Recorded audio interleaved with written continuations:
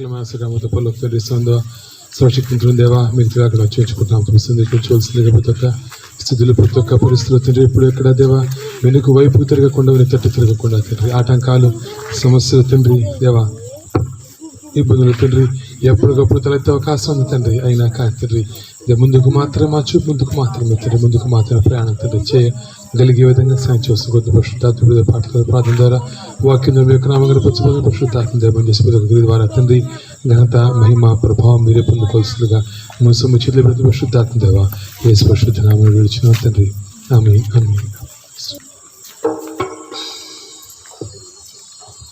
133వ పాట పాడుకుందాం. ఏమని చెప్పను కలువరి ప్రేమని, ఎంతని చెప్పను.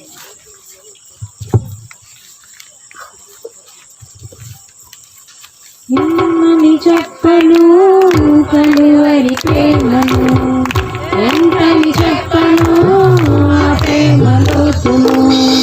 ఏమని చెప్పను కలువరి ప్రేమను, ఎంతని చెప్పను ఆ ప్రేమ లోతును. నీ పాడనే అంత అది ఆకాశమంతా, నీ పాడనే అంత అది ఆకాశమంతా. వేణోడ చాటిన చాలనే చాలదంట, వేణోడ చాటిన చాలనే చాలదంట.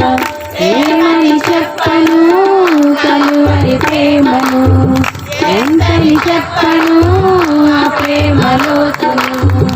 ఏమని చెప్పను కలువరి ప్రేమను, ఎంతని చెప్పను ఆ ప్రేమ లోతును. ఏ స్థితికైనా చాలిన ప్రేమ, ఎన్నడెన్నడు మారని ప్రేమ. ఏ స్థితికైనా చాలిన ప్రేమ, ఎన్నడెన్నడు మారని ప్రేమ. లాలించు ప్రేమ నిన్ను ఓదార్చు ప్రేమ, లాలించు ప్రేమ నిన్ను ఓదార్చు ప్రేమ. ఆ ప్రేమ మాధుర్యం రుచి చూడమన్నా, ఆ ప్రేమ మాధుర్యం రుచి చూడమన్నా. ఏమని చెప్పను కలువరి ప్రేమను, ఎంతని చెప్పను ఆ ప్రేమ లోతును. ఏమని చెప్పను కలువరి ప్రేమను, ఎంతని చెప్పను ఆ ప్రేమ లోతును. ఆశ్చర్యకరమైన ప్రేమ, శాశ్వతమైన యేసు ప్రేమ. ఆశ్చర్యకరమైన ప్రేమ, శాశ్వతమైన యేసు ప్రేమ. నమ్మము లేని ప్రేమ, మత్సరపడని ప్రేమ, నమ్మము లేని ప్రేమ, మత్సరపడని ప్రేమ. సర్వము అర్పించిన ఆగాపే ప్రేమ, సర్వము అర్పించిన ఆగాపే ప్రేమ. ఏమని చెప్పను కలువరి ప్రేమను, ఎంతని చెప్పను ఆ ప్రేమ లోతును. ఏమని చెప్పను కలువరి ప్రేమను, ఎంతని చెప్పను ఆ ప్రేమ లోతును. నే పాడలేనంత అది ఆకాశమంతా, నే పాడలేనంత అది ఆకాశమంతా. వేణోడ చాటిన చాలనే చాలదంట, వేణోడ చాటిన చాలనే చాలదంట. ఏమని చెప్పను కలువరి ప్రేమను, ఎంతని చెప్పను ఆ ప్రేమ లోతును. ఏమని చెప్పను కలువరి ప్రేమను, ఎంతని చెప్పను ఆ ప్రేమ లోతును. ఏమని చెప్పను కలువరి ప్రేమను, ఎంతని చెప్పను ఆ ప్రేమ లోతును. ఏమని చెప్పను కలువరి ప్రేమను, ఎంతని చెప్పను ఆ ప్రేమ లోతును. హల్లెలూయా.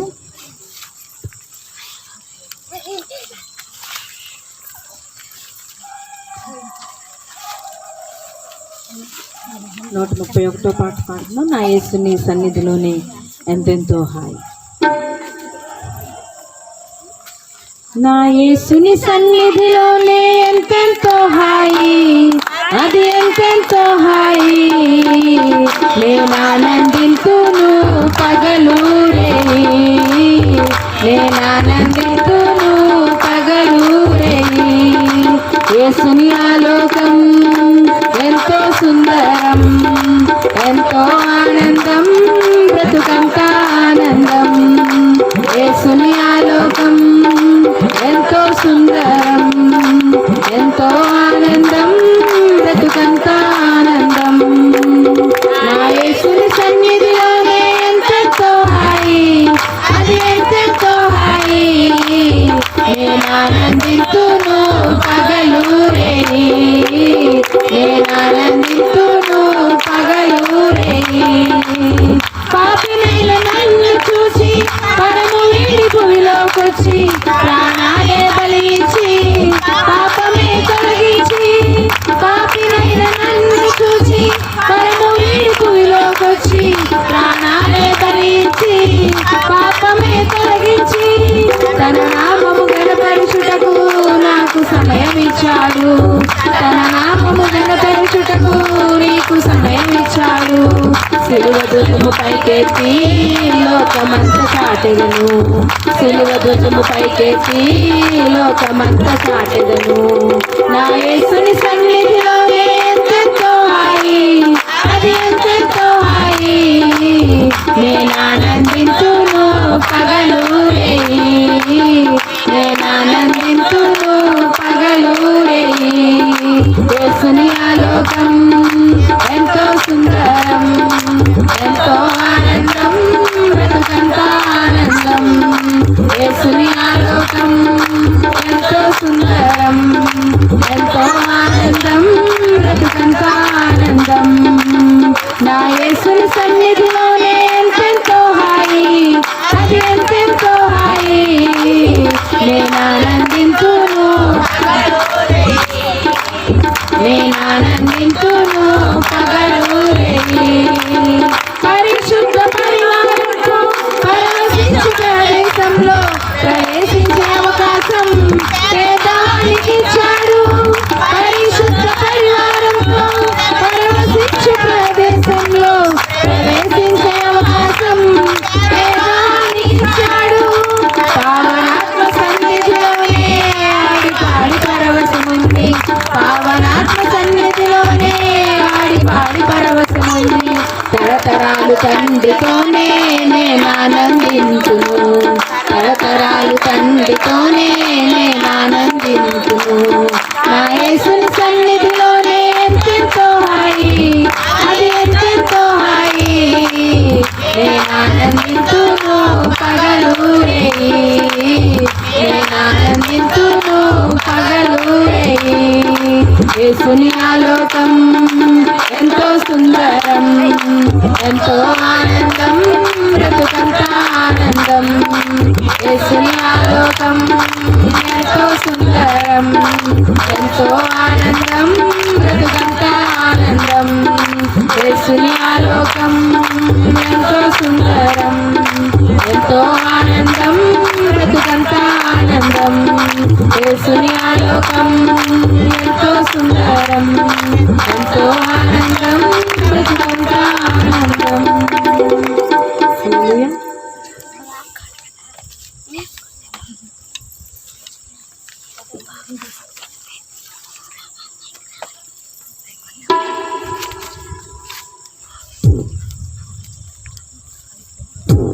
పద్నాలుగో పాట పాడుకుందాం. సిద్ధపడుదాం సిద్ధపడుదాం మన దేవుని సన్నిధికి.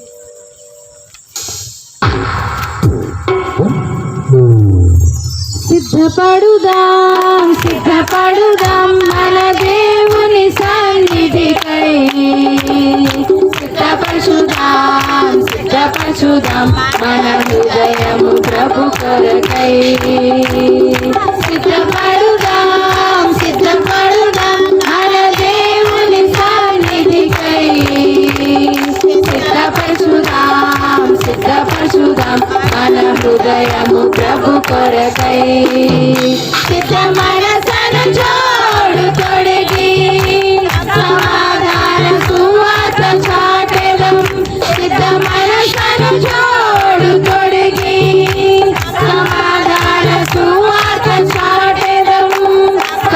సమాధాన సువార్త చాటెదం. సిద్ధపడుదాం సిద్ధపడుదాం మన దేవుని సన్నిధికై. సిద్ధపరచుదాం సిద్ధపరచుదాం మన హృదయము ప్రభు కొరకై. సిద్ధపడుదాం సిద్ధపడుదాం మన దేవుని సన్నిధికై. సిద్ధపరచుదాం సిద్ధపరచుదాం మన హృదయము ప్రభు కొరకై. ప్రతి ఉదయమున ప్రార్థనలో నీ సన్నిధికి సిద్ధమౌదము. జీవము కలిగిన వాకులకై నీ సన్నిధిలో వేచియుందుము. ప్రతి ఉదయమున ప్రార్థనలో నీ సన్నిధికి సిద్ధమౌదము. జీవము కలిగిన వాకులకై నీ సన్నిధిలో వేచియుందుము. సిద్ధమైన సరజోడు తొడిగి సమాధాన సువార్త చాటెదం. సిద్ధమైన సరజోడు తొడిగి సమాధాన సువార్త చాటెదం. సమాధాన సువార్త చాటెదం. సిద్ధపడుదాం సిద్ధపడుదాం మన దేవుని సన్నిధికై. సిద్ధపరచుదాం సిద్ధపరచుదాం మన హృదయము ప్రభు కొరకై. సత్కార్యముకై సిద్ధపడి పరిశుద్ధతతో నుండుము. అన్ని వేళలయందు ప్రభు యేసుని ఘనపరచి జీవింతును. సత్కార్యముకై సిద్ధపడి పరిశుద్ధతతో నుండును.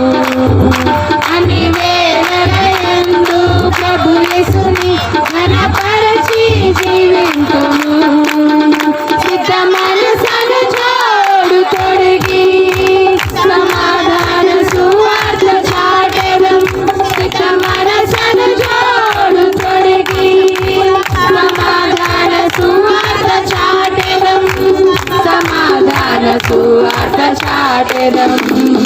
సిద్ధపడుదాం సిద్ధపడుదాం మన దేవుని సన్నిధికై.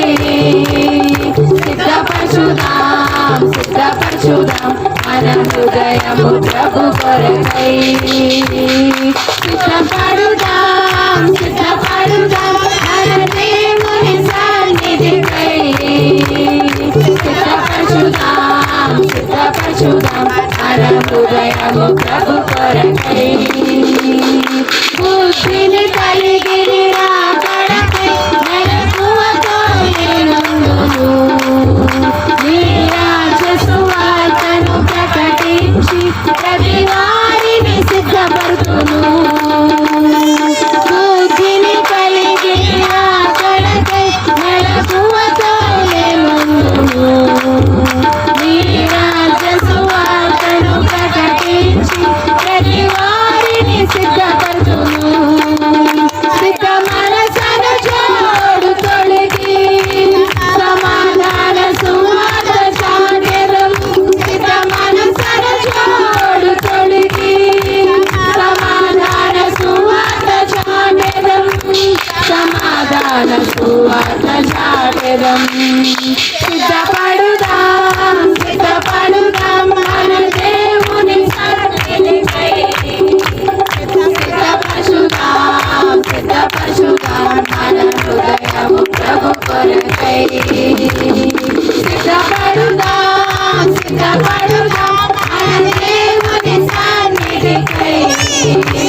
సిద్ధపరచుదాం సిద్ధపరచుదాం మన హృదయము ప్రభు కొరకై. సిద్ధ మనసును జోడు తొడిగి సమాధాన సువార్త చాటెదం. సిద్ధ మనసును జోడు తొడిగి సమాధాన సువార్త చాటెదం.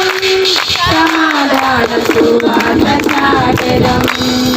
సిద్ధపడుదాం సిద్ధపడుదాం మన దేవుని సన్నిధికై. సిద్ధపరచుదాం సిద్ధపరచుదాం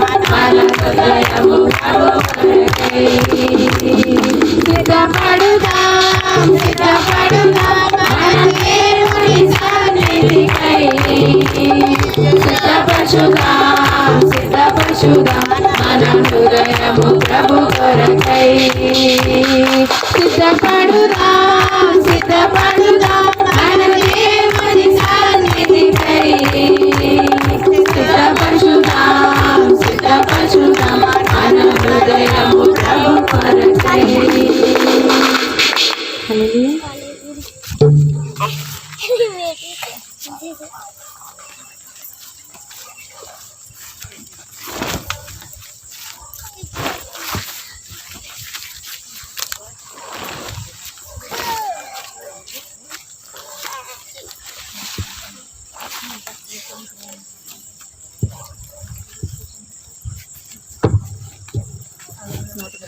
పాట పాడుతున్నా.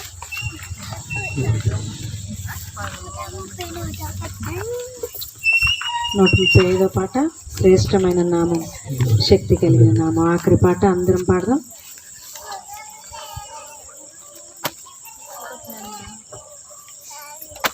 శ్రేష్టమైన నామం, శక్తి కలిగిన నామం, జుంటి తేనె ధారల కన్నా మధురమైన నామం, సాటి లేని నామం, స్వస్థపరిచే నామం, అన్ని నామముల కన్నా నిత్యమైన నామం, యేసు నామం మధుర నామం, యేసు నామం సుమధుర నామం, యేసు నామం మధుర నామం, యేసు నామం సుమధుర నామం, శ్రేష్టమైన నామం, శక్తి కలిగిన నామం, జుంటి తేనె ధారల కన్నా మధురమైన నామం, సాటి లేని నామం, స్వస్థపరిచే నామం, అన్ని నామముల కన్నా నిత్యమైన నామం, త్రోవ చూపి సరియైన దారిలో నన్ను నడిపించే నామం, దుష్ట శక్తులు బంధకములు తొలగించే నామం, తరములెన్నో మారినా మనుషులంతా మారినా, తరములెన్నో మారినా మనుషులంతా మారినా, మరణి నామం మహిమ నామం, మరణము పిలిచిన యేసు నామం, మరణి నామం మహిమ నామం, మరణము పిలిచిన యేసు నామం, శ్రేష్టమైన నామం, శక్తి కలిగిన నామం, జుంటి తేనె ధారల కన్నా మధురమైన నామం, సాటి లేని నామం, స్వస్థపరిచే నామం, అన్ని నామముల కన్నా నిత్యమైన నామం, జీవితమంతా జీవనమంతా స్మరించగలిగే నామం, కలవరములు వెంటాడినను ధైర్యమిచ్చే ప్రభునామం, భారమెంతో ఉన్నను శాంతి నొసగే దివ్యనామం, భారమెంతో ఉన్నను శాంతి నొసగే దివ్యనామం, మరణి నామం మహిమ నామం, మరణము పిలిచిన యేసు నామం, మరణి నామం మహిమ నామం, మరణము పిలిచిన యేసు నామం, శ్రేష్టమైన నామం, శక్తి కలిగిన నామం, జుంటి తేనె ధారల కన్నా మధురమైన నామం, సాటి లేని నామం, స్వస్థపరిచే నామం, అన్ని నామముల కన్నా నిత్యమైన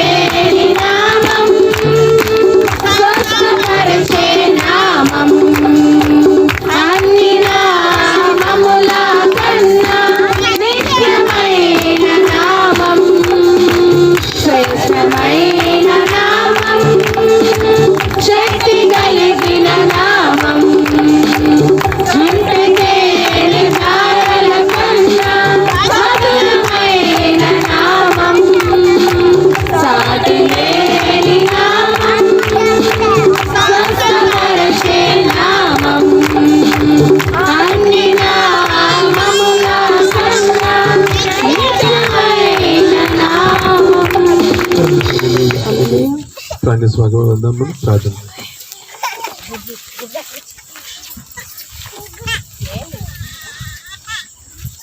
ప్రార్థన.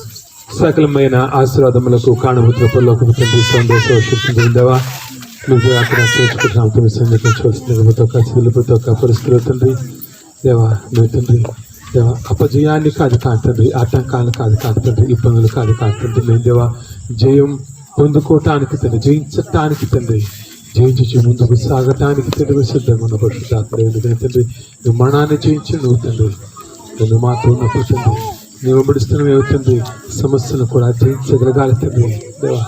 ఈ సమస్యను చూసి భయపడే స్థలం ఉన్నంత కాలం తండ్రి మరణాన్ని జయించే ఆ గొప్ప దేవుడు తండ్రి, ఈ యొక్క దేవుని పొందుకోలేము పరిశుద్ధాత్మ దేవా. విసర్జించవలసిందిగా దేవా ఇప్పుడు పాటలు ప్రార్థన ద్వారా వాక్యం చెప్తున్నామని తండ్రి మీ ప్రోత్సాహం మేము కొడుకున్నాం తండ్రి దేవా. తోడుకు తండ్రి పాటల ద్వారా ప్రార్థన ద్వారా మనం ఈ పచ్చి తండ్రి మస్తు ఆశ్రమ దాన్ని బట్టి దేవా మీకు తిరగలేకుండా చేర్చుకుంటున్నాం తండ్రి. మీరు వాక్యం ద్వారా తండ్రి మీరు నా తోడుకున్న ప్రతి ఒక్క విడితో తండ్రి ఎంతోమంది దేవా యూట్యూబ్ చూస్తున్నారు తండ్రి, ఈ వాక్యాన్ని చూస్తున్నారు ప్రతి ఒక్కరితో మీరు తండ్రి మాట్లాడవలసిన కోరుతున్నాం తండ్రి. మా స్థితిగతుల్లో తండ్రి దేవా మార్చగలిగే శక్తిమంతుడు మీరు మాతో ఉన్నప్పుడు తండ్రి దేవా. ఆ శక్తిమంతుడిగా తండ్రి సర్వమంతుడిగా దేవా సర్వ సృష్టికర్తగా తండ్రి ఈరోజు దేవా సృష్టిని చేసిన తండ్రి ఆ గొప్ప దేవుడు తండ్రి దేవా. నీ నోట మాట తండ్రి విడుదల చేస్తున్న పరిశుద్ధాత్మ దేవా. నువ్వు తండ్రి విడుదల చేసేది నువ్వు తండ్రి, మనుషులంగా మేము కాదేవా. ఆ నోట మాటను తండ్రి దేవా, ఆ నోటి మాట ద్వారా తండ్రి మా జీవితాలు మారతాయని నమ్మి తండ్రి ఆ మాటను తండ్రి మా హృదయాల్లో బదిలపరచుకోగలిగే విధంగా సాయం చేస్తుండగా ముసలు బట్టి పరిశుద్ధాత్మ దేవా ఏ పరిశుద్ధ నామమున విడిచిన తండ్రి ఆమేన్.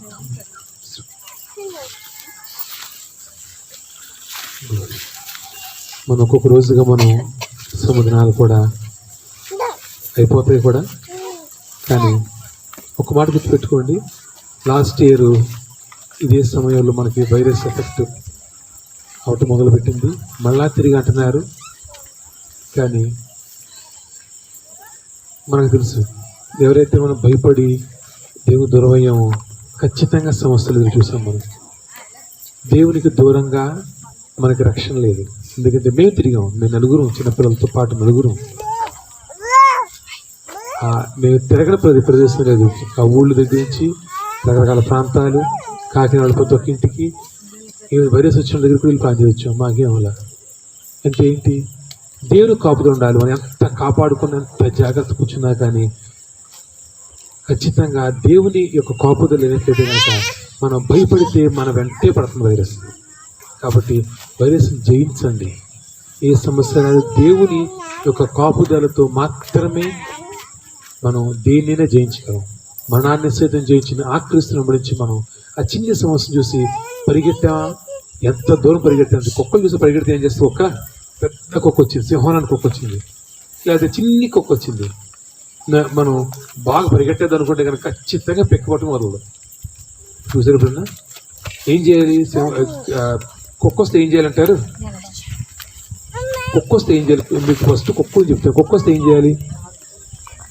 ఉన్న చోట నుంచోవాలంట, రెండోదాన్ని కళ్ళలో చూడకూడదంట, అత్యంత పారిపోకూడదు. అంటే ఏంటి? కళ్ళలో చుట్టూ రెచ్చగొట్టకూడదు ఫస్ట్. రెండోదిగా పారిపోతే కానీ నువ్వు దొంగనుకుని నువ్వు తెచ్చిదే కంటపడుతుంది. ఆ తర్వాత నువ్వు అలా ఉన్న చోట నుంచోవాలంట. అంటే ఏంటి? వైరస్ కుక్క మీద డిఫరెన్స్ లేదు. అది ఏ సమస్య ఏదైనా కానీ, సమస్య గురించి మాట్లాడుకుందాం మనం, ఏదైనా కానీ నువ్వు పారిపోతే నీ ఎంటే పరిగెడుతుంది. నువ్వు రెచ్చగొట్టక్కర్లేదు, పారిపోక్కర్లేదు. ఉన్న చోట నిలబడితే కనుక ఖచ్చితంగా దేవుని యొక్క సహాయం పొందుకునే అవకాశం ఉంది. పరిగెట్టి చూసాం. లాస్ట్ ఇయర్ బాగా పరిగెట్టాం మనం, ఏమేమి మనకు తెలుసు. కాబట్టి ఈసారి పరిగెట్టకుండా దేవుని సందులో నిలకడగా నిలబడి చూద్దాం ఏమవుతుందో. సెకండ్ వేవ్ అంటున్నారు, అది ఏ వేవ్ అయినా కానీ, సెకండ్ థర్డ్ ఏ వేవ్ అయినా కానీ దేవుని యొక్క సన్నిధిని, దేవుని యొక్క పనిని ఏది ఆపలేదు. ఆ నమ్మకంతో ముందుగా ప్రయత్నిద్దాం. మనం ఈరోజు ఒక కష్టమైన టాపిక్ కూడా తీసుకున్నాం. ఎందుకంటే శ్రమదానాలు కదా, మనం మామూలుగా ఆరాధనలో మాట్లాడుకోలేని, బలపరచలేని ఇంకా బలమైనటువంటి టాపిక్స్, బలమైనటువంటి అంశాలు మనం శోధనాల్లో తీసుకుంటే బాగుంటుందనే ఉద్దేశంతో చెప్తున్నాను. ఎందుకంటే సమస్య ఆటంకం నీకు వచ్చినప్పుడు నువ్వు ఏ విధంగా నీ యొక్క రియాక్షన్ ఎలా ఉంటుంది, నీ యొక్క ప్రతిక్రియ ఎలా ఉంటుంది. సమస్య ఆటంకం, సమస్య వచ్చింది నీ జీవితంలో, ప్లాన్ చేస్తున్నాం, సమస్య పోలేదు కదా, నీకు సమస్య పెరిగిపోతుంది. సమస్య వస్తుంది, నీకు అర్థమవుతుంది, స్పష్టంగా అర్థమవుతుంది, దేవుడు నాకు సహాయం చేయట్లేదు. ఖచ్చితంగా నీకు అర్థమవుతుంది, ఖచ్చితంగా నీకు అర్థమవుతుంది. ఎవరో చెప్పడం కాదు, నీకే అర్థమవుతుంది. నా ప్రార్థన దేవుడు అంగీకరించట్లేదు, నాకు నా జీవితం అతలాకుతలమైపోతుంది, ఈ సమస్యలు అన్నీ దేవుడు తెలుసు, కానీ దేవుడు నాకు ఏ సహాయం చేయట్లేదు అనే రోజు ప్రతి ఒక్కరి జీవితాలు వస్తుందండి.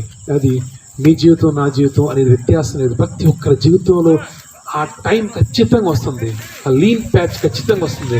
నీకు అర్థమవుతూ ఉంటుంది, నీ ప్రార్థన అంగీకరించట్లేదు, ఎంత ప్రార్థన చేసినా, ఎంత భక్తి చేసినా, నువ్వేం చేసినా, ఎక్కడ పరిగెట్టినా కానీ నీకు దేవునికి సహాయం అందట్లేదు.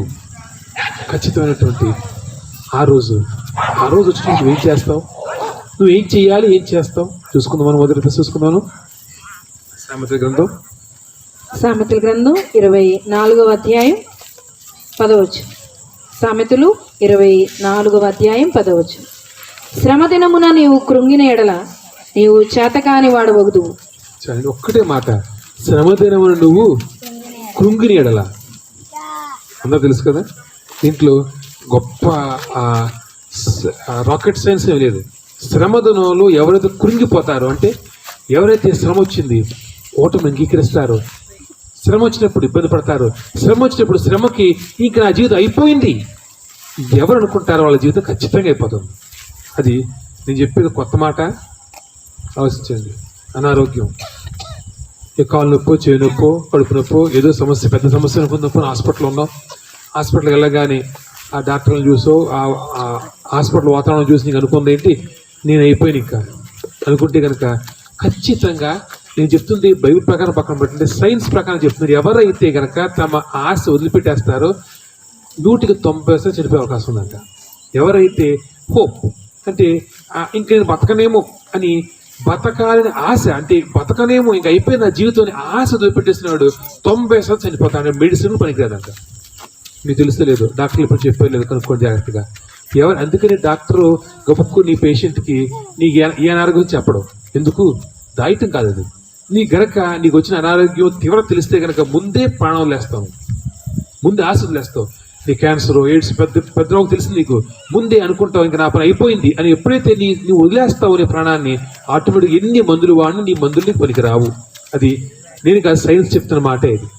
అంటే సమస్య వచ్చినప్పుడు అది ఎంత అనారోగ్యమైనా కానీ, ఎంత సమస్య అయినా, ఎంత ఇబ్బంది అయినా, అది ఏదైనా కానీ, ఎప్పుడైతే నువ్వు ఇంకా అయిపోయింది అనుకున్నావా, నువ్వు ఆ సమస్యని అంగీకరించావా, ఆ సమస్యలో ఓటమి అంగీకరించావా, అప్పుడు అక్కడతో నువ్వేంటంట ఏం చెప్తున్నాడు, చేతకాని వాడు. అంటే కనుక నువ్వు చేయలేవు, ఇంకా నువ్వు పరిష్కరించలేని సమస్యలు, పరిష్కరించలేని విధంగా నువ్వు పూర్తిగా కూరుకుపోతావు.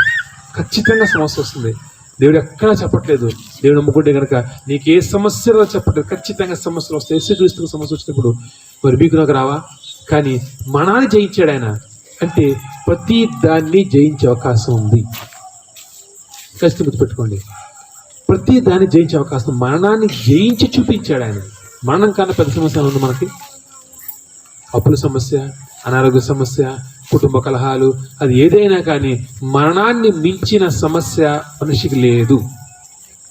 కాబట్టి ఆయన మరణాన్ని జయించి చూపించాడు. ఈ మరణాన్ని జయించినటువంటి ఆయనతో నువ్వు ఉన్నప్పుడు, నువ్వు మరి ఆ కాలు నొప్పిని, చేయి నొప్పిని చూసి నా కాలు అయిపోయింది, నా బతికైపోయింది, అప్పుల సమస్య చూసి నా బతికింది, అప్పుడు పెట్టాలేను, లేకపోతే కనుక ఏ చిన్ని సమస్య చూసినా కానీ ఇంకా నా జీవితం ఇంతే అని నువ్వు నీ ఆశ విడిచిపెట్టేసుకుంటున్నావా?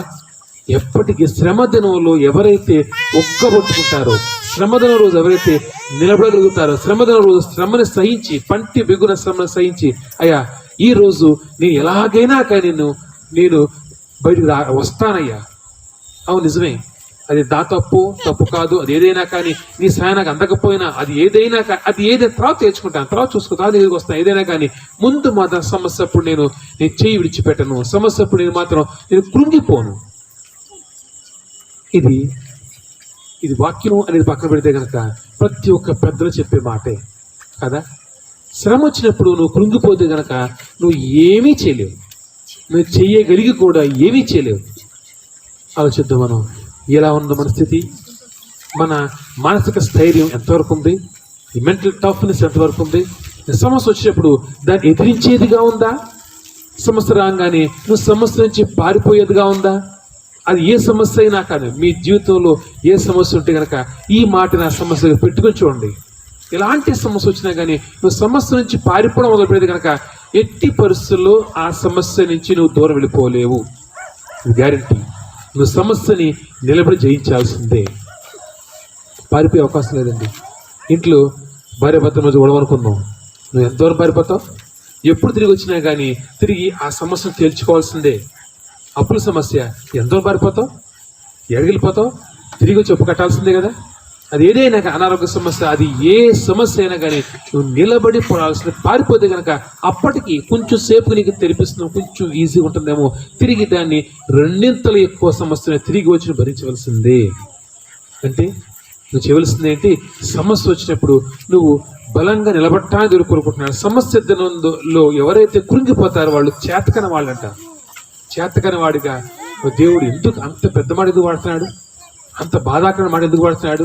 ఎందుకంటే కనుక నీకు శ్రమ వచ్చింది, శ్రమ వస్తుంది. ఖచ్చితంగా మీకు నాకు అది ఎవరికైనా కానీ శ్రమ అనేది శరీరంతో ప్రతి ఒక్కరికి శ్రమ వస్తుంది. ఆ శ్రమ వచ్చినప్పుడు నువ్వేం చేస్తున్నావు అనేది దేవుడు చూస్తున్నాడు. శ్రమ వచ్చినప్పుడు నువ్వు పోరాడుతున్నావా? శ్రమ వచ్చినప్పుడు నువ్వు పారిపోతున్నావా? ఆలోచించుకో. ఎందుకంటే కనుక శ్రమలు వస్తాయి, కానీ అనేక మంది ఈరోజు శ్రమ నుంచి పారిపోతున్నాం. కానీ మీ జీవితం మీరు ఎక్కడ చూసుకోండి, అనేక సమస్యలు అనేక రకాలుగా వచ్చినప్పుడు మీరు పారిపోయిన నిలబడ్డారా? పారిపోయిన ఎదిరించారా? పారిపోయినప్పుడు పరిష్కారం దొరికిందా?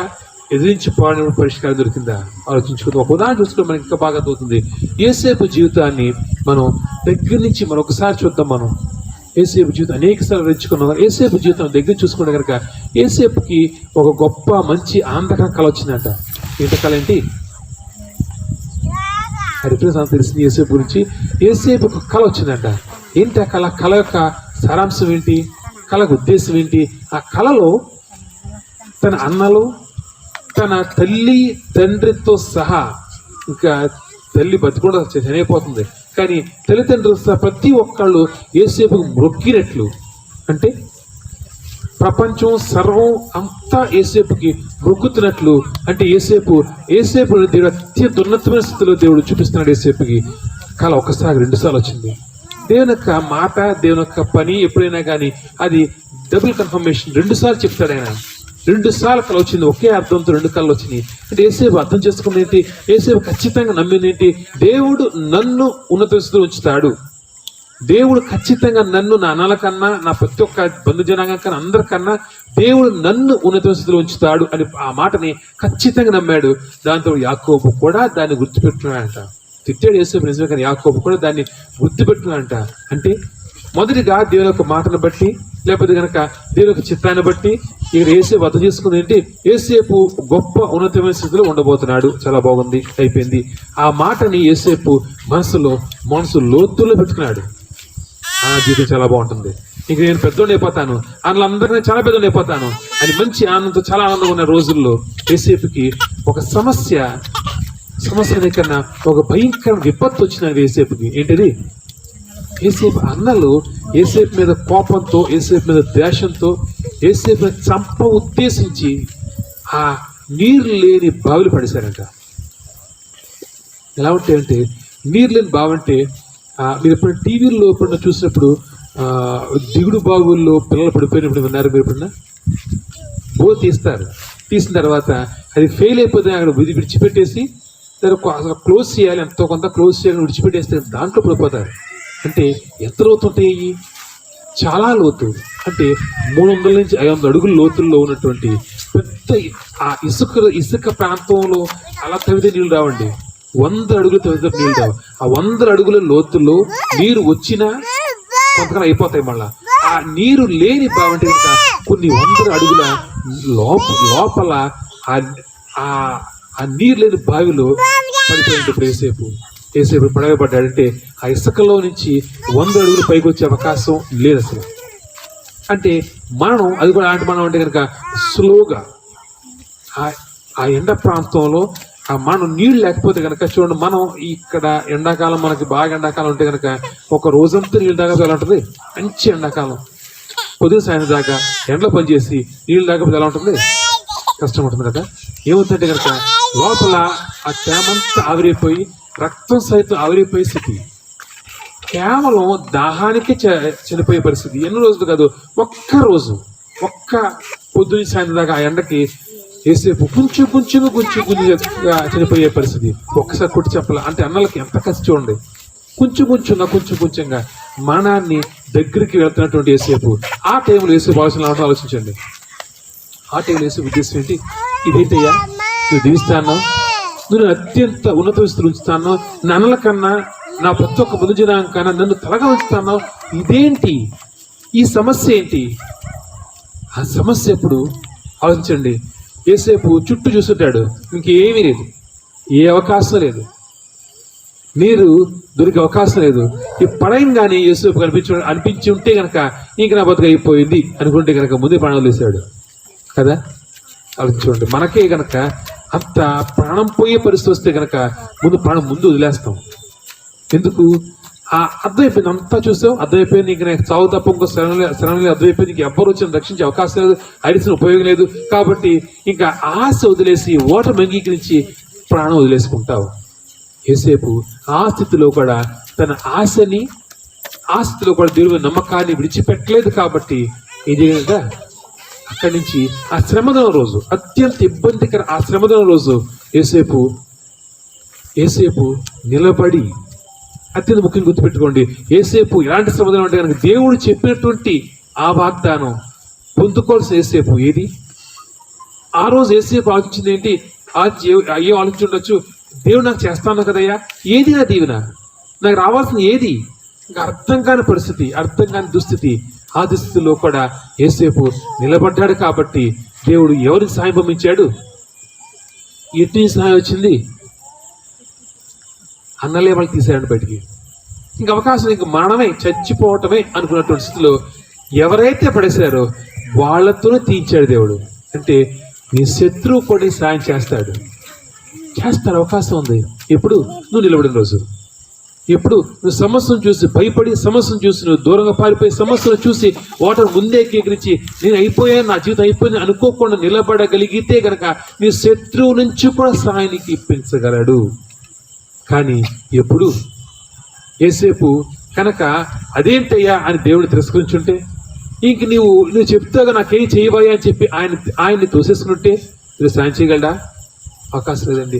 ఆ స్థితిలో కూడా యేసేపు ఆ యొక్క ప్రతికూల పరిస్థితుల్లో యేసేపు ఇంకా చనిపోవడం, మరణం తప్ప ఇంకొక అవకాశం లేని ఆ దుస్థితిలో కూడా యేసేపు ఆ మండు టెండలో, ఆ ఇసుకలో మోకరించున్నాడేమో. ఆలోచిద్దాం మనం. దేవుని యొక్క దీవెన ఎలా వస్తుంది? మనం దేవుడు తిట్టుకుంటూ వస్తుందా? దేవుడు బ్లాక్మెయిల్ చేసి వస్తుందా? అస్సలు రాదండి.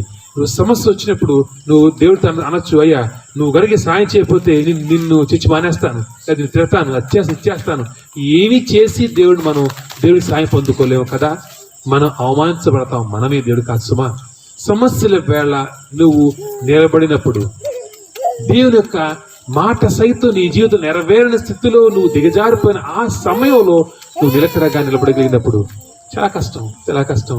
యేసేపు ఖచ్చితంగా అక్కడ దేవుణ్ణి దూషించకుండా, దేవుడు దూషించడం కాదు కానీ ప్రశ్నించకుండా, నువ్వే చెప్పావుగా, నేను అడిగానా కలమ్మని, నేను అడిగానా నేనే అవుతానో అడిగానా, నువ్వే చెప్పావు కదయ్యా నేను అంత మంచి స్థితికి అని, ఇదేంటి అని అడగకుండా యేసేపు ఆ మండు టెండలో ఆ ఖాళీ ఇసుక మీద అక్కడ మోకరించి ఉంటాడు. కాబట్టి శత్రువు నుంచి సహాయం వచ్చింది. చెప్పేద్దాం ఆ అన్నలే తీసి అతను అక్కడి నుంచి తీసి ఆ బానిస అమ్మేశారంట. ఏదో ఒకటి తర్వాత దేవుడు విడుదలిస్తాడు చాలా తర్వాత. కానీ ఆ ముందు ఆ సమస్యలో నుంచి కాపాడింది ఆ శత్రువులే. శత్రువు నుంచి సహాయం వచ్చే అవకాశం ఉందా? నిన్ను చంపటానికి పొంచినటువంటి ఆ శత్రువు కూడా నీకు సహాయం చేసిపోతాడు. ఎప్పుడైతే నువ్వు ఓటమును చూసి భయపడవు, ఓటమును చూసి నువ్వు ఓటముకు లొంగిపోవు, ఎప్పుడైతే నీకు ప్రతికూల పరిస్థితులు నీకు అర్థమవుతుంది ప్రతి ఒక్కరికి, నువ్వు ఏం చేసినా అది తప్పే అవుతుంది, ఏం చేసినా నష్టం వస్తుంది, ఏం మాట్లాడినా నీకు ఇది గొడవ అవుతుంది, ఏం చేసినా ఎలా ఎటువైపు వెళ్ళినా కానీ ప్రతి ఒక్క దిక్కు ప్రతి ఒక్క మార్గం నీకు మూసుకుపోయి ఉన్నటువంటి ఆ స్థితి ప్రతి ఒక్కరి జీవితంలో వస్తాయి. నా జీవితంలో అనేకసార్లు వచ్చినాయి, ప్రతి ఒక్కరి జీవితంలో వస్తాయి. అప్పుడు మనకు అనిపిస్తుంది, అయ్యా ఎంత భక్తి చేస్తాను, ఎంత ప్రార్థన చేస్తాను, ఎంత చేస్తాను, నాకు నువ్వు ఒక్క మార్గోపం చేయ్యా. నిజమే, చాలా బాధ అనిపిస్తుంటుంది. ఎంతో ప్రార్థన చేస్తున్నావు కానీ నీ ప్రార్థనకి ఎటువంటి జవాబు రాని సమయం ఖచ్చితంగా వస్తుంది. ఆ రోజు నువ్వేం చేస్తున్నావు? ఆ రోజు నిన్ను దగ్గర నుంచి దేవుడు చూస్తాడు. నీకే సహాయం చేయకుండా నీ దగ్గరికి వచ్చి దేవుడు చూడబోతున్నాడు. ఇప్పుడు నా బిడ్డ ఏం చేస్తుంది? ఇప్పుడు నా బిడ్డ ఉద్దేశం ఏంటి? ఇప్పుడు ఈ ఇబ్బందుల్లో నా బిడ్డ ఏం చేస్తుంది? లొంగిపోతుందా సమస్యలో రాజీ పడి లోకంలో కలిసిపోతుందా? లేకపోతే కనుక సమస్య ఎదిరించి నా వైపు చూస్తుందా? సమస్యల్లో సైతం ఓటమి అంగీకరించకుండా నువ్వు దేవుని వైపుకి చూడగలిగే స్థితి దేవుడి రోజు నుంచి కోరుకుంటున్నాడు. ఆయన నీ గురించి నా గురించి ప్రాణాన్ని ఇచ్చాడు. నీ గురించి నా గురించి ఆయన జీవితాన్ని అర్పించాడు. కానీ మన గురించి వచ్చినటువంటి ఆ క్రీస్తు, మన గురించి రక్తం కార్చిన క్రీస్తు ఎంత చేసిన తర్వాత మనం తిరిగి చిన్న చిన్న సమస్యలకి పడిపోయి జారిపోయి ఏడుస్తుంటే కనుక ఆయనకు ఆనందం ఉంటుందా? ఆయన మనాన్ని సైతం జయించగలిగాడు. ఈజీగా సహించాడు, ఈజీగా జయించాడు, ఈజీగా ప్రతి ఒక్క ఇబ్బంది దాటగలిగాడు. మన చిన్న చిన్న సమస్యలకి మనం ఏడ్చి గగ్గోలు పెడితే ఆయనకి ఆనందం ఉంటుందా? కాదండి. ఆయన నీ నుంచి కోరుకునేది నువ్వు ఎదిరించాలని కోరుకుంటున్నాడు. సమస్యని ఎదురొడ్డి నువ్వు ఓడించి నిలబడాలని కోరుకుంటున్నాడు. సమస్య వచ్చినప్పుడు ఖచ్చితంగా సమస్య వస్తుంది. సమస్య రాదు అని మాత్రం 80% కోద్మికారు చెప్తే కనుక అది తప్పు. ఖచ్చితంగా ఈ శరీరం ఉన్నంత వరకు మీకు నాకు ప్రతి ఒక్కరికి సమస్య గ్యారంటీగా వస్తుంది. యేసుక్రీస్తుకు వచ్చిన సమస్య మనకు రాకమారుతుందా? వస్తుంది గ్యారంటీగా. కానీ నువ్వు ఎలా ఎదుర్కోపోతున్నావు? ఏ విధంగా దాన్ని దాటబోతున్నావు? సమస్య రాగానే దాన్ని చూసి ఎలా పోతున్నావా? చూడండి, ఆ సమస్య అంటే అది పరీక్ష అనుకోవచ్చు. ఒక పరీక్ష లాంటి సమస్య అనేది. మనకి పిల్లలు 10th క్లాస్ ఎగ్జామ్స్ అంటే ఇప్పుడు ఈ మార్చి ఏప్రిల్లో 10th ఎగ్జామ్స్ అంట. తెలుసా మీకు? 10th క్లాస్ పిల్లలకి ఏమి రాసినా పాస్ చేయాలంటే పైనుంచి ఆర్డర్స్ వచ్చినట్టు తెలుసలేదు మీకు? పిల్లలకి చెప్పండి, ఏమి రాసినా అయిపోయి పాస్ అయిపోవటం. ఈ సంవత్సరం ఎవరిని ఫెయిల్ చేయాలంట. కానీ దేని సొంత అవకాశం లేదు. కరోనా కాబట్టి అందరు స్కూల్స్ జరగలేదు కాబట్టి అందరూ పాస్ చేసామని చెప్పి పైనుంచి ఆర్డర్స్ వచ్చినాయంట. కానీ ఎట్టి పరిస్థితుల్లో కరోనా కాబట్టి హెచ్కి రాకపోతే పాస్ చేసే అవకాశం లేదు.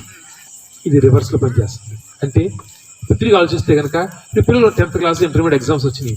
ఎగ్జామ్ చూసి కొంతమంది చూడండి, ఎగ్జామ్ వస్తే కనుక ఎగ్జామ్ వస్తున్న టెన్షన్కి జ్వరం వచ్చేస్తుంది. కొంతమంది పిల్లలు తెలుసలేదు మీకు?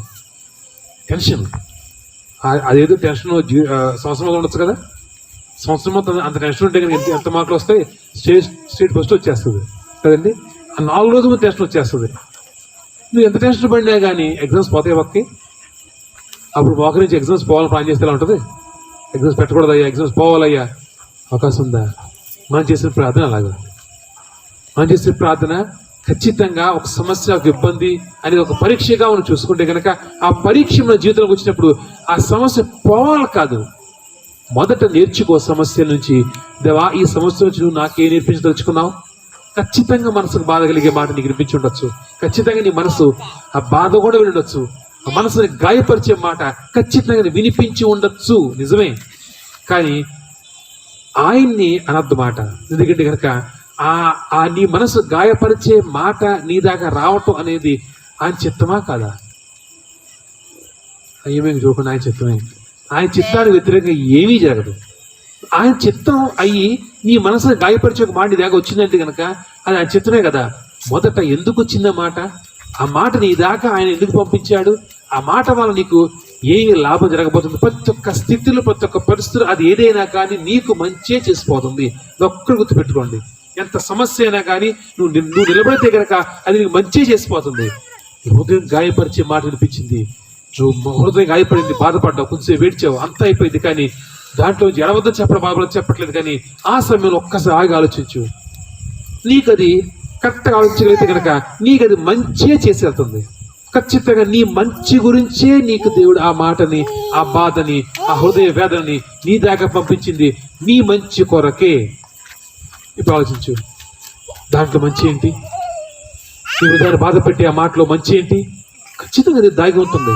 ఖచ్చితంగా ఆయన నీకు ఏదో నేర్పించి తలుచుకున్నాడు. ఖచ్చితంగా ఆ ఇతర మనుషుల గురించి నీకు నేర్పించదలుచుకున్నాడు, వాళ్ళ ఉద్దేశాన్ని తెలియచేయదలుచుకున్నాడు. ఖచ్చితంగా ఆయన ఎప్పుడైతే నువ్వు ఆ సమస్యలోంచి, ఆ మాటలోంచి ఎప్పుడైతే అయ్యా నీ ఉద్దేశం చెప్పయ్యా, నీ ఉద్దేశం నాకు తెలియచేయనప్పుడు నీకు అర్థమవుతుంది. కానీ ఆ మాటను పట్టుకుని నీ జీవితాన్ని గింజుకుంటే ఏ ఉపయోగం లేదు. నిన్న ఒక మాట అన్నారు, మాట పట్టుకుని గింజుకుంటే ఏ ఉపయోగం లేదు. కానీ ఎప్పుడైతే దేవుని సన్నిధిలో పెట్టుకుని అయ్యా ఈ మాట నాకు బాధ కలిగించింది, వాళ్ళని చెప్పించు కాదు, దీని నుంచి నేను నేర్చుకోవాలి, దీని నుంచి నేనే నేర్చుకోవాలి. ప్రతి ఒక్క పరిస్థితుల నుంచి ఆయన నీకు నేర్పించదలుచుకున్నాడు. మొదటిగా నీకు సమస్య వచ్చినప్పుడు చేయవలసిన పని, ఈ సమస్య నుంచి నువ్వు నాకు ఏమి నేర్పించదలుచుకున్నావు. ఎప్పుడైతే నేర్చుకుంటావో మరొకసారి నీకు అటువంటి సమస్య రాదు. నేర్చుకున్నట్లయితే మరొకసారి ఆ సమస్య రాదు, అటువంటి సమస్య రాదు. సమస్య నీకు వస్తాయి, అటువంటి సమస్య మరొకసారి నీ జీవితంలో రాదు. యేసేపు నిజమే అక్కడి నుంచి ఎప్పుడైతే ఆ మరణం అంచుల్లో నుంచి ఎప్పుడైతే పైకి లెగిశాడో, చూడండి యేసేపు జీవితం చివరి వరకు ఇంకెప్పుడు మరణం చంపేసే సమస్య ఇంకెప్పుడు రాదు. చూడండి యేసేపు పోతీఫరు ఇంట్లో ఉన్నాడు, పోతీఫరు చెరసాల వేయించాడు, చెరసాల వెళ్ళాడు, బానిసకున్న రకరకాలు వచ్చినాయి. కానీ మరణం లాంటి సమస్య ఇంకెప్పుడు రాలేదు. ఎందుకంటే కనుక ఎప్పుడైతే యేసేపు మరణాన్ని యేసేపు దగ్గరగా చూశాడు, మరణం అనేది ఆ దాహం ఇంకా ఇంకా చనిపోయే స్థితి దగ్గరగా చూసిన యేసేపు ఆ సమయం నిలబడాడు. కాబట్టి మరొకసారి యేసేపు ఆ మరణపు అంచులు ఇంకెప్పుడు చూడలేదు. నువ్వు ఎప్పుడు గనక ఎప్పుడు నీ జీవితంలో వచ్చిన సమస్యను బట్టి నిలబడి పోరాడతావో మరొకసారి అటువంటి సమస్య జీవితం రాదు. ఎందుకంటే కనుక నువ్వు పోరాడుతున్నప్పుడు దేవుడు నేర్చుకుంటావు, ఆ పోరాటంలో నువ్వు నేర్చుకుంటావు. అయ్యా నువ్వు ఈ సమస్య ద్వారా, ఈ ఆటంకం ద్వారా, ఈ మాట ద్వారా నువ్వు నాకు ఏ నేర్పించదలుచుకున్నావు, నేర్చుకోమొదట. ఆ తర్వాత ఆ సమస్య, అయ్యా ఈ సమస్యని తీసే కాదు, ఈ సమస్యని నెగ్గటా నేను నేర్పించు. నెగ్గాలి నేను. ఈ మాట వినిపించింది, ఒక మాట నేను అన్నారు, మాటలో అర్థాన్ని తెలుసుకున్నావు, దేని ఉద్దేశం తెలుసుకున్న తర్వాత ఈ మాటని ఏ విధంగా నేను అధిగమించాలి, ఏ విధంగా జయించాలి. ఒకసారి నువ్వు జయించగలిగితే గనక రెండోసారి అదే మాట వినిపించినా కానీ చాలా ఈజీగా దాన్ని కౌంటర్ వేస్తావు. ఫస్ట్ టైము మాట్లాడగానే ఏడుస్తుంటూ కూర్చున్నావు, రెండోసారి అదే మాట నీకు రాగానే చాలా ఈజీగా దానికి సమాధానం చెప్తావు. ఎలా వస్తుంది? ఫస్ట్ టైం మాట్లాడినప్పుడు గింజుకుని కూర్చున్నావు, మళ్ళా మాట అంటే ఇంకా ఏడుస్తావు, మళ్ళా మాట ఇంకా ఏడుస్తావు. కానీ ఎప్పుడైతే మొదటిసారి నువ్వు మాట పడగానే, ఎప్పుడైతే దాని ఆ దేవుడు ఎందుకు నీకు నేర్పించాడు, ఎందుకు ఎవరి ఉద్దేశాలు నీకు తెలియజేయదలుచుకున్నాడు, నువ్వు దాన్ని నిశ్చితంగా అర్థం చేసుకుంటే కనుక, దేవుని సన్నిధిలో దాన్ని పెట్టుకుని ఆ మాటని అధిగమించే శక్తిని పొందుకుంటే కనుక, నెక్స్ట్ టైం నీకు అదే మాట, అదే పరిస్థితి తిరిగి జీవితంలో వస్తే కనుక ఈజీగా దాన్ని దాటేస్తావు. ఈజీగా మాట నీకు వినిపించినప్పుడు అదే మాటకు సమాధానం ఈజీ చెప్తావు. కానీ ఏడ్చి మొత్తుకుని నువ్వు బాధపడితే కనుక నువ్వు చేతకాని వాడిగా మిగిలిపోతావు. జాగ్రత్త. సమస్య ప్రతి ఒక్క జీవితం వస్తుంది.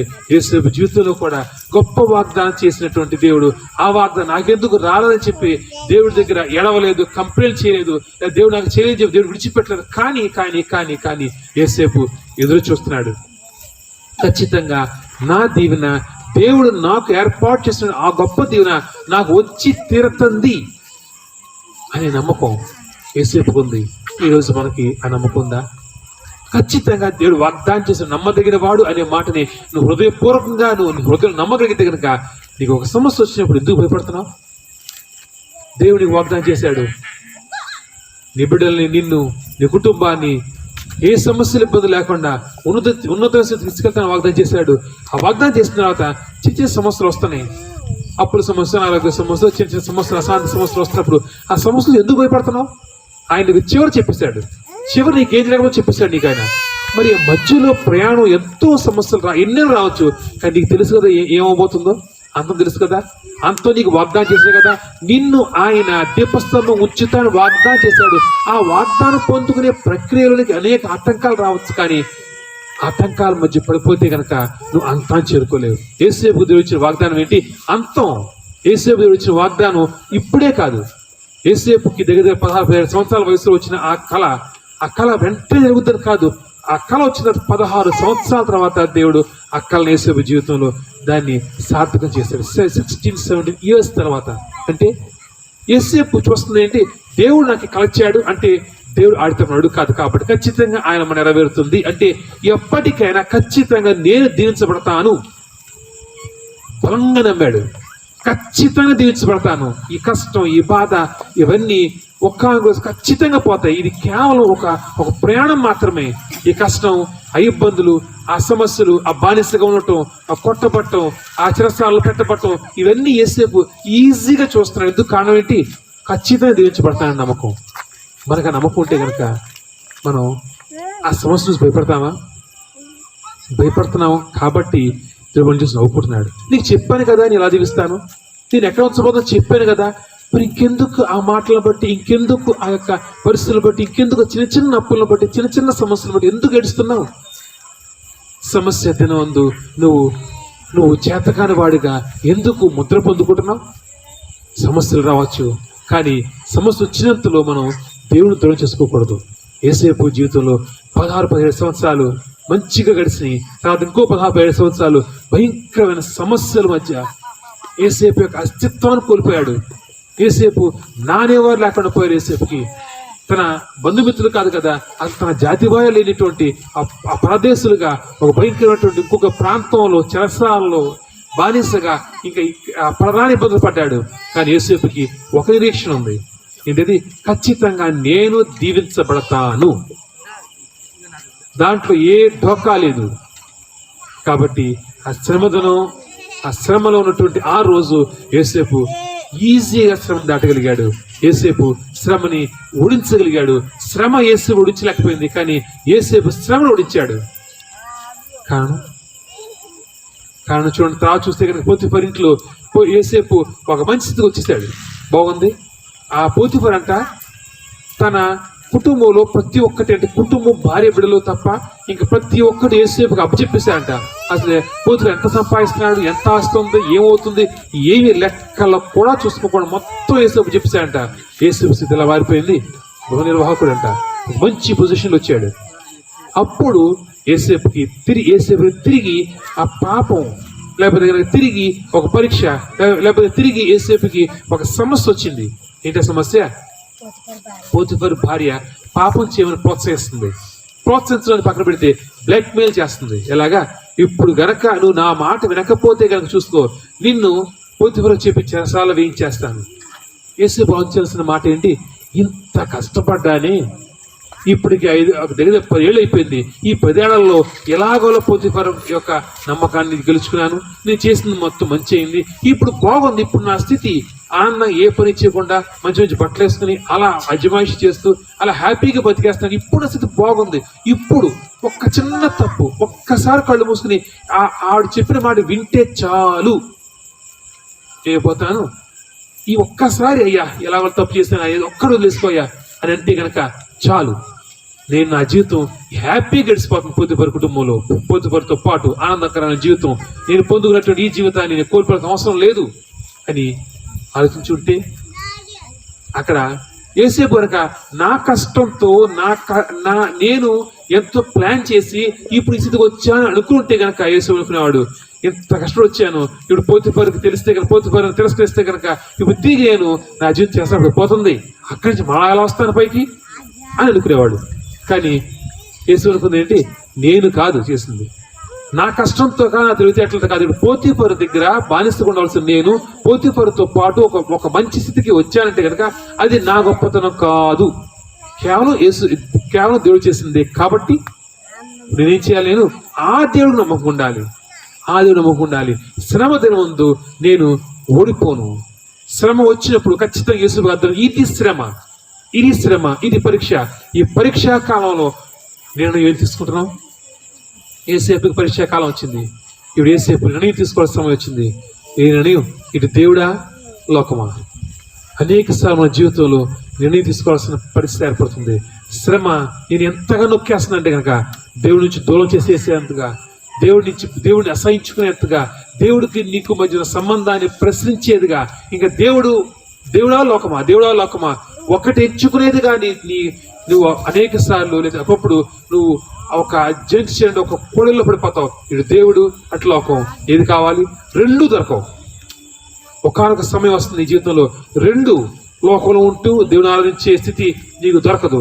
దేవుడా లోకమా, దేవుడా లోకమా, ఖచ్చితమైన నిర్ణయం తీసుకోవాల్సిన ఆ సమయం వచ్చినప్పుడు నువ్వు దేని తీసుకుంటావు? ఏసేపు ఖచ్చితమైనటువంటి సమస్య వచ్చింది. ఎందుకంటే కానీ ఏసేపు ఖచ్చితంగా నిర్ణయం తీసుకోవాలి. ఇప్పుడు దాకా ఏసేపు దేవుడు ఆరాధిస్తూ ఖచ్చితమైనటువంటి భక్తి చేస్తూ ఆ పోతిఫరు ఇంట్లో ఒక గృహ నిర్వాహకుడుగా జీవిస్తున్నాడు. ఇప్పుడు ఏసేపుకి ఖచ్చితంగా తీసుకోవాలి. ఏంటిది? పోతిఫరు అనే లోకం ఇచ్చే ఆనందం కావాలా, లేకపోతే పోతిఫరు విడిచిపెట్టేసి పోతిఫరు చేత చెరసాలు పెట్టించబడినా కానీ దేవుడు కావాలా? ఖచ్చితంగా నిర్ణయం తీసుకోవాల్సిన సమయం వచ్చింది. మన జీవితంలో కూడా అలాంటి పరిస్థితులు ఏర్పడతాయి కాదు, దేవుడు చేస్తాడు ఖచ్చితంగా. ఎప్పుడైతే జీవితం కొంచెం కుదురు పడుతుందో ఆ టైంలో పరీక్ష పెడతాడు. ఏమని? నేనా లోకమా? మొదటి ఆ పరీక్ష పెడితే కనుక ఖచ్చితంగా దేవుడే అంటాడు. ఎందుకు? మనం ఏం లేకపోవటానికి కాబట్టి మొత్తం నువ్వే అంటాం. కానీ కొంచెం స్థితి, కొంచెం ఆనందం, కొంచెం స్థిరపడింది అంటాడు. ఇప్పుడు నువ్వు కొంచెం సంపాదించుకున్నావు కదా, కొంచెం దీవెన, కొంచెం డబ్బు, కొంచెం ఆనందం, కొంచెం తృప్తి, కొంచెం కుటుంబం, ఇది కావాలా, నేను కావాలా? 99.999% మంది క్రైస్తవులే అనేది ఏంటి? నువ్వు పక్కన ఉండు, అలాగే ఉండు, నువ్వు పోతావా ఏంటి, నాకు మాత్రం వీళ్ళే కావాలి, లోకమే కావాలి. 100కి ఎక్కడో ఒకళ్ళు తప్ప ప్రతి ఒక్కరు ఎంచుకునేది దేవుడు కాదు, లోకాన్ని. కాబట్టి దేవుడిచ్చి ఆ గొప్ప దీవెనని ఈరోజు పొందుకోలేకపోతున్నాం మనం. ఆ శ్రమ దినమందు మన చేతకాని వాడిగా మిగిలిపోతున్నాం మనం. ఎందుకంటే కనుక ఆ ఖచ్చితమైన నిర్ణయం తీసుకోలేకపోతున్నాం. యేసేపు మొత్తం స్టోరీలు, యేసేపు మొత్తం జీవితంలో యేసేపు ఆ ఇసుక గుంట్లో లేకపోతే నీరు లేని గుంట్లో పడినప్పుడు నిర్ణయం తీసుకున్నది ఏం లేదు. యేసేపు మొత్తం జీవితంలో ఒక్కటే నిర్ణయం తీసుకున్న సమయం వచ్చింది. అది పోతిఫరుతో పాటు ఉంటూ ఆనందకరమైన జీవితమా, లేకపోతే చెరసాల్లో ఉంటూ దేవుడు కావాలా? ఒకేసారి యేసేపుకి నిర్ణయం తీసుకున్న సమయం వచ్చింది. యేసేపు కరెక్ట్ నిర్ణయం తీసుకున్నాడు. అక్కడే మనం ఉంటే కానీ ఏం తీసుకున్నాను ఖచ్చితంగా చెప్పగలను. పోతిఫరుతో పాటు సుఖంగా ఉంటామని ఎంచుకుంటాం, చెరసాలలో మళ్ళీ ఎంచుకుంటామా? ఇన్ని సంవత్సరాలు, దగ్గర 10-12 సంవత్సరాలు అయిపోయింది పోతిఫరు దగ్గర. ఇన్ని సంవత్సరాలు ఏడ్చి మూతులు ఎలాగో ఇప్పుడు మంచి స్థితికి వచ్చాను. ఇప్పుడు అయ్యా ఇదేంటయ్యా, ఇప్పుడు నన్ను తిరిగి చెరసాల పడేస్తావా? ఒక్క తప్పు కాసేయ్యా, ఒక్కసారి ఎలాగో తప్పు చేసిన కాసేయ్యా. ప్రతి ఒక్కరు చెప్పేది ఆ మాటే. కాబట్టి మనం దేవుడిచ్చే ఆ గొప్ప దేవుడు పొందుకోలేకపోతున్నాం. ఎవరైతే శ్రమదినమందు నిలబడతారో, ఎవరైతే శ్రమదినమందు అత్యంత ముఖ్యమైనది ఆనందకర మంచి దినమందు అందరూ హ్యాపీగా, అందరూ గొప్పవాళ్ళమే, అందరూ మనం పర్ఫెక్ట్గా పరిశుద్ధంగా ఉంటాం. కానీ శ్రమదినమందు ఎంతవరకు మనం కట్టుకుంటాం? అంతా బాగున్నప్పుడు అందరూ భక్తి బాగా చేస్తాం. కానీ నీకు ఇబ్బంది, సమస్య, కాలు నొప్పి, చేయి నొప్పి, అనారోగ్య సమస్య, అప్పుల సమస్య, నువ్వు చర్చి ఆడు డబ్బులు కూడా లేని సమస్య, ఎన్నో రకాల సమస్యలు నువ్వు ఉన్నప్పుడు అప్పుడు నువ్వు ఎంత భక్తి చేస్తున్నావు? అప్పుడు చూస్తాడు నీ భక్తిని. ఆ లోతైన స్థితిలో నుంచి పెట్టి చూస్తాడు ఈ భక్తి ఎంతో. ఎప్పుడు దాన్ని దాటగలుగుతావు? యేసేపు ఎప్పుడైతే పోతిఫరు లోకం కాదు, నాకు నువ్వే కావాలని ఎంచుకున్న తర్వాత కేవలం 3 సంవత్సరాలు మాత్రం చెరసాలలో ఉన్నాడు. అక్కడ కూడా చెరసాలలో కూడా అధిపతిగానే ఉన్నాడు. ఆ తర్వాత ఏమైంది? ఒక రాత్రి పరిస్థితి మారిందండి. ఏమైంది? యేసేపు ఫరో తర్వాత ఫరో అంతటి వాడిగా. అది మాత్రమే కాకుండా యేసేపు యొక్క విగ్రహం ఇప్పటికీ ఈజిప్ట్లో దగ్గర యేసేపు చనిపోయి కూడా 2500 సంవత్సరాల పైన అవుతుంది. ఇప్పటికీ ఈజిప్ట్లో యేసేపు ఒక విగ్రహం ఉంది. యేసేపు చరిత్ర గమనాన్ని మార్చినటువంటి ఒక పెద్ద వ్యక్తిగా హిస్టరీ గుర్తిస్తా ఉంది. ఎలా జరిగింది అది? ఒక చెరసాలలో ఉండే బానిస, ఎప్పటికీ చెరసాలలోనూ మగ్గిపోవాల్సిన బానిస, లేకపోతే కనుక అంత కాకపోతే కనుక పోతిఫరు ఇంట్లో ఆ కొంచెం గృహ నిర్వాహకుడుగా అలా ఏదో తింటూ బతకవలసిన ఆ యేసేపు ఈవిడ ప్రపంచం మొత్తం ఇన్ని వేల సంవత్సరాల నుంచి యేసేపు చెప్పుకుంటుంది. యేసేపు యొక్క గొప్పతనాన్ని వింటుంది. కారణం యేసేపు తీసుకునే నిర్ణయం. ఆ శ్రమదినమందు యేసేపు తీసుకునే నిర్ణయం. ఆ శ్రమదినమందు ఇక్కడ శ్రమకి లొంగిపోకుండా లోపడకుండా దేవుని వైపు తీసుకునే నిర్ణయం. శ్రమదినమందు నువ్వు చేతగాడు మిగిలిపోతున్నావా? ఆలోచించుకో. శ్రమలు వస్తే ఖచ్చితంగా, ఆ శ్రమలు వచ్చినప్పుడు, ఇబ్బందులు వచ్చినప్పుడు, మాటలు వచ్చినప్పుడు, నేను బాధ పెట్టినప్పుడు, ఇబ్బంది పెట్టినప్పుడు, ఆ ఇబ్బందుల సమస్యల్లో, ఆ బాధల్లో నువ్వు ఓడిపోకుండా, బాధపడకుండా నువ్వు దేవుని వైపు చూసినట్లేదు కనుక, నువ్వు దేవుని కొరకు నిలబడినట్లేదు కనుక నిన్ను ఆయన ఖచ్చితంగా గెలిపిస్తాడు. ఆయన గెలిపించి డ్యూటీ ఆయింది. కానీ నువ్వు అనుకోవద్దు, ఇప్పుడు కనుక నేను దేవుడిని ఎంచుకుంటే కానీ నేను ఓడిపోతానేమో అనుకోవద్దు. ఆయన ఓడించే దేవుడు కాదండి. ఎప్పుడు ఎక్కడ ప్రపంచంలో ఈ వేల సంవత్సరాల హిస్టరీలో దేవుణ్ణి ఎంచుకున్నవాడు ఏ ఒక్కరు ఓడిపోలా. దేవుని ఎంచుకున్న ఏ ఒక్కరు అవమానించబడలా. దేవుని ఎంచుకున్నారు ఏ ఒక్కరు ఇబ్బందుల పాలు కాలేదు. అది చరిత్ర చెబుతాంది. కానీ ఎన్ని తెలిసినా కానీ మనం దేవుని ఎంచుకోవడానికి ఇంకా భయపడుతుంటాం. నిజమే అంత, కానీ ఇప్పుడు దేవుడు చేయగలడా? నిజమే అంత భాష చెప్పి అంత కరెక్ట్. కానీ కానీ కానీ కానీ కానీ ఒక్కసారి ఆ కానీ ఇఫ్ బట్ తీసేయండి. ఖచ్చితంగా 100% ఎప్పుడైతే శ్రమదనమందు నువ్వు నిర్ణయం తీసుకో, ఇబ్బందికర దినమందు నిర్ణయం తీసుకో, నాకు కావాల్సింది దేవుడే. నేను ఈ శ్రమల్లో ఇబ్బందుల్లో దేవుని చూసి పోరాడతాను. శ్రమ వచ్చిందంటే కనుక దేవుడిని విడిచిపెట్టినప్పుడే శ్రమ వస్తుంది. దేవుడిని విడిచిపెట్టినా కానీ నేను దేవుడితో ఉంటాను. దేవుని తిరస్కరించినాక నేను దేవునితో ఉంటాను. ఆ దేవుడు నేను పొందుకుని తీరతాను.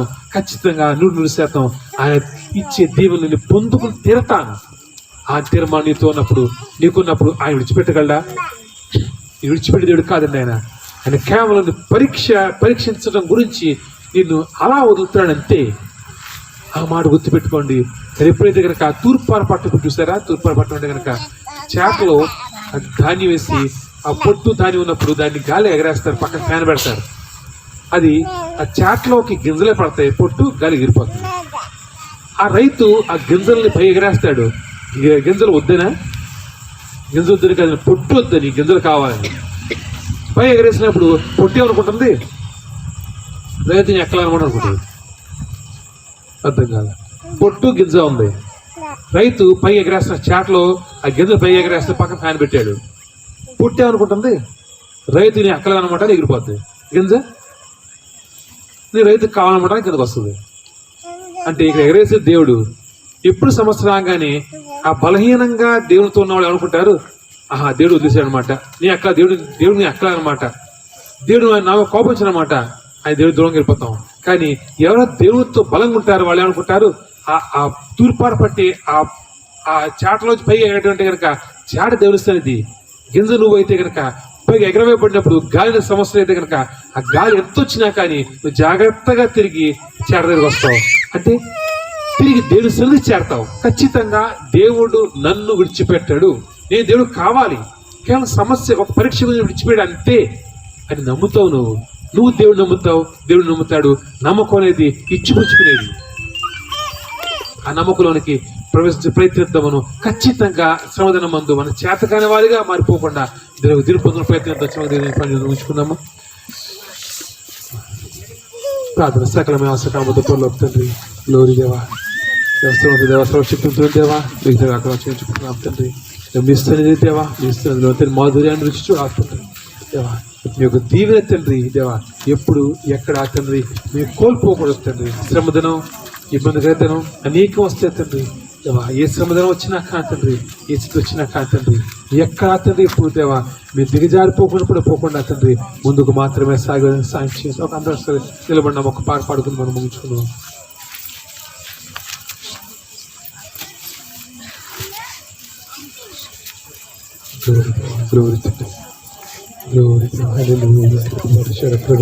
అందరి చేతులెత్తి మనల్ని మనం దేవుని సంపూర్ణంగా సమర్పించుకున్నామని దేవుడు మనతో మాట్లాడి, శ్రమ దినాన నేను నీకు తోడై ఉంటాను, శ్రమ దినాన నేను నిన్ను మరువనని వాగ్దానం ఇచ్చిన దేవుడు. శ్రమ దినాన కృంగి నీడల నువ్వు చేతకాని వాడవద్దు అని దేవుడు ఈ రోజు మనం హెచ్చరిస్తూ ఉండగా, ఏ శ్రమ ఏ సమస్య ఎదురైనా కానీ నీ నుండి నీ ప్రేమ నుండి ఏది దూరం చేయదని ఎవరికి వారు ఆయనతో నిబంధన చేసుకుని కన్న తల్లి ఆదరించినట్లు మనల్ని ఆదరించే దేవుడు, ధైర్యపరిచే దేవుడు, బలపరిచే దేవుడు మనతో ఉండగా ఏ ఒక్కరు బాధపడిన అవసరం లేదు, కృంగిపోన అవసరం లేదు. మనల్ని లేవనెత్తడానికి ఆయన సిద్ధంగా ఉన్నాడు. శ్రమ కన్నా ముందే పరిష్కార మార్గాన్ని చూపించిన దేవుడు ఆయన. కన్న తల్లి చేర్చినట్లు నన్ను చేర్చు నా ప్రియుడు. ఈ పాట పాడుతూ దేవుడు నామాన్ని మహిమపడతామండి.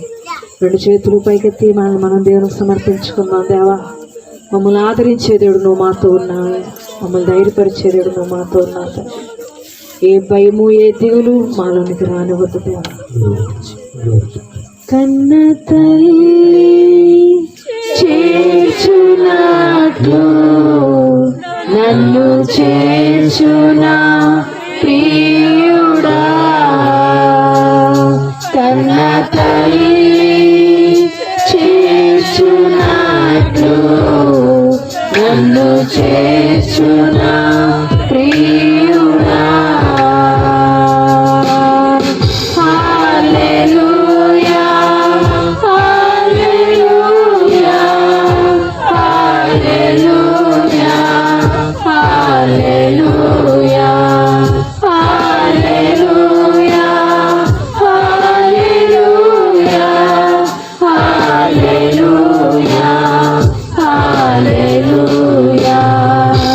కన్న తల్లి చేర్చునట్లు నన్ను చేర్చునా ప్రియుడా.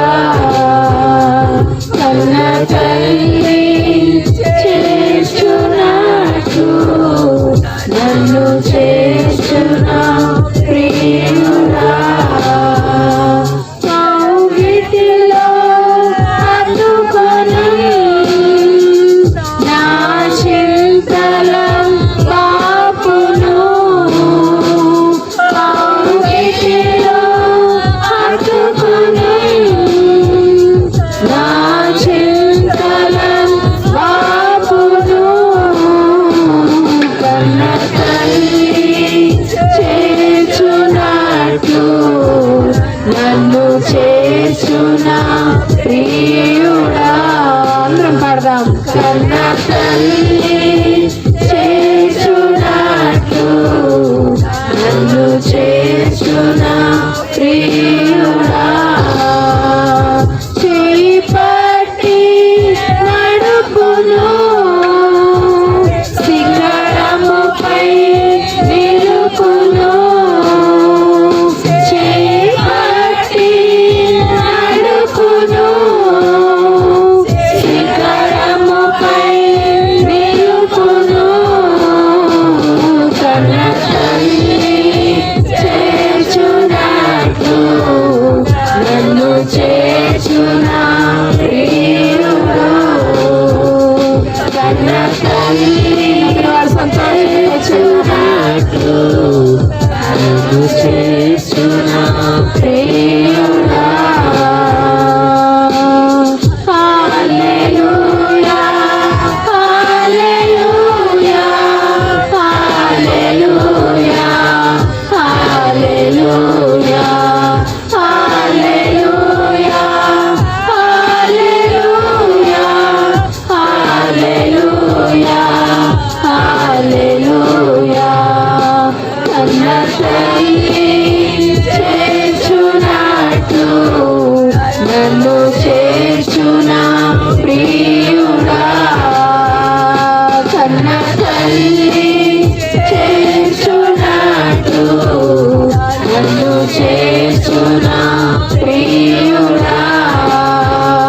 కన్న తల్లి చేర్చునట్లు నన్ను చేర్చునా ప్రియుడా.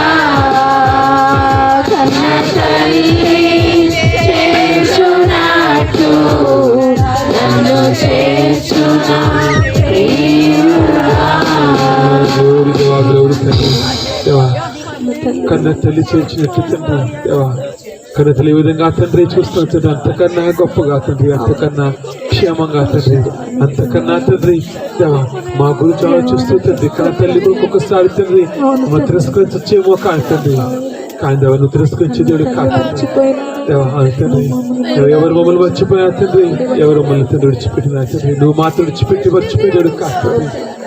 ఎప్పటిప్పటికీ తండ్రి మీరు మాతో ఉండబోయి మీ దేవుని మీరు దేవా రెండు గొప్ప దేవుని తండ్రి విడిచిపెట్టుకుని దేవా మీరు లోకాన్ని దేవా ఎంచుకున్నట్లయితే సమస్యలు వెళతండ్రి, ఇబ్బందులు వెళతండ్రి, మీరు నిలబడకుండా ఓడిపోయి తండ్రి మీకు దూరమైన రోజు తండ్రి ఖచ్చితంగా ఆ సమస్యలు అయితే మమ్మల్ని దేవా చుట్టుపెట్టి తండ్రి మమ్మల్ని దేవా పూర్తిగా తండ్రి దేవా ఎందుకు పనికిరాని విధంగా మార్చేస్తేమో తండ్రి మా జీవితాలను చేతిలో పెట్టుకుంటున్నాం తండ్రి.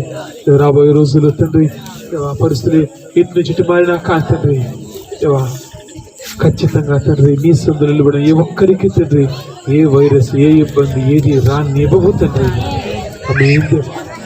మీ చిత్తాన్ని తండ్రి ప్రతి ఒక్కటి మీరు నెరవేర్చుకోవాల్సిందిగా తండ్రి. సంఘం మీరు నెరవేర్చుకోవాల్సిన మా పట్ల నెరవేర్చుకోవాల్సిందిగా తండ్రి. ఇది దేవా రేపు సాయంకాలం తండ్రి మీరందరూ కలిసి నువ్వు శుద్ధించడం జరుగుతున్న ప్రతి ఒక్క బిడ్డ ప్రతి ఒక్క బిడ్డ దేవా మీరు ఎక్కడ దాచి కాపాడుతుందిగా వేసిన వచ్చిన తండ్రి. ఆమె